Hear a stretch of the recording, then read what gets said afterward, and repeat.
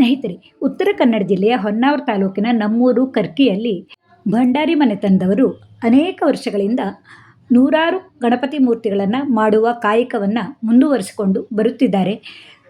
ಮೇ ತಿಂಗಳಲ್ಲೇ ಶುರುವಾದ ಈ ಕಾಯಕವು ಇದೀಗ ಗಣೇಶ ಚತುರ್ಥಿಯ ದಿನದವರೆಗೂ ನೋಡಿ, ಬಣ್ಣ ಹಚ್ಚೋದು, ಕಣ್ಣು ಬಿಡಿಸೋದು ಇತ್ಯಾದಿ ಕೆಲಸಗಳು ಅವಿರತವಾಗಿ ನಡೆಯುತ್ತಲೇ ಇರುತ್ತವೆ. ಸಿರ್ಸಿ ಹೆಗ್ಗರಣಿಯಿಂದ ಜೇಡಿ ಮಣ್ಣನ್ನು ತಂದು ಈ ಗಣಪತಿ ಮೂರ್ತಿಗಳನ್ನು ವಿವಿಧ ಆಕಾರಗಳಲ್ಲಿ ತಯಾರಾದ ಈ ಮೂರ್ತಿಯನ್ನು ನಮ್ಮ ಮನೆಗೂ ಇವರ ಮನೆಯಿಂದಲೇ ಕೊಂಡೊಯ್ದು ಪೂಜೆಯನ್ನು ಮಾಡುವ ಕ್ರಮವಿದೆ. ಇದು ನಮ್ಮ ಮನೆಗಾಗಿ ಮಾಡಿರುವಂತಹ ಗಣಪತಿ ಮೂರ್ತಿಯನ್ನು ಇಲ್ಲಿಂದ ಕೊಂಡೊಯ್ದು ಆ ಮೂರ್ತಿಗೆ ಪ್ರಾಣ ಪ್ರತಿಷ್ಠೆಯನ್ನು ಮಾಡಿ ಅನೇಕ ಬಗೆಯ ಕಜ್ಜಾಯಗಳನ್ನು ನೈವೇದ್ಯ ಮಾಡಿ ಪೂಜೆ ಮಾಡುವ ಕ್ರಮವು ಯಾವ ರೀತಿಯಾಗಿ ಇದೆ ಅನ್ನೋದನ್ನು ನಾನಿಲ್ಲಿ ನಿಮ್ಮೊಡನೆ ಹಂಚಿಕೊಳ್ತಾ ಇದ್ದೀನಿ.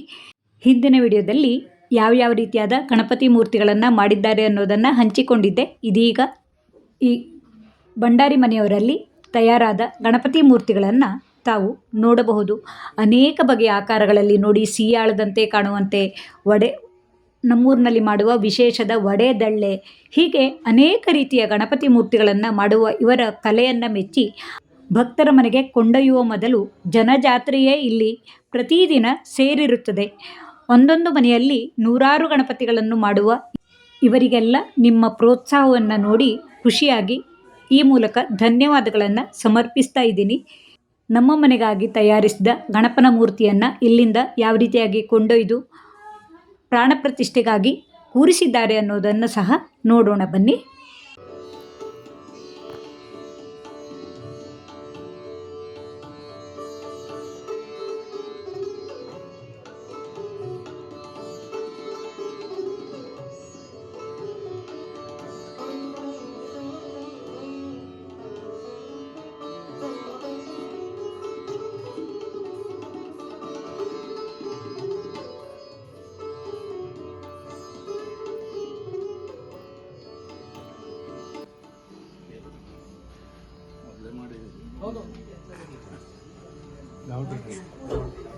ಸಕಾಶ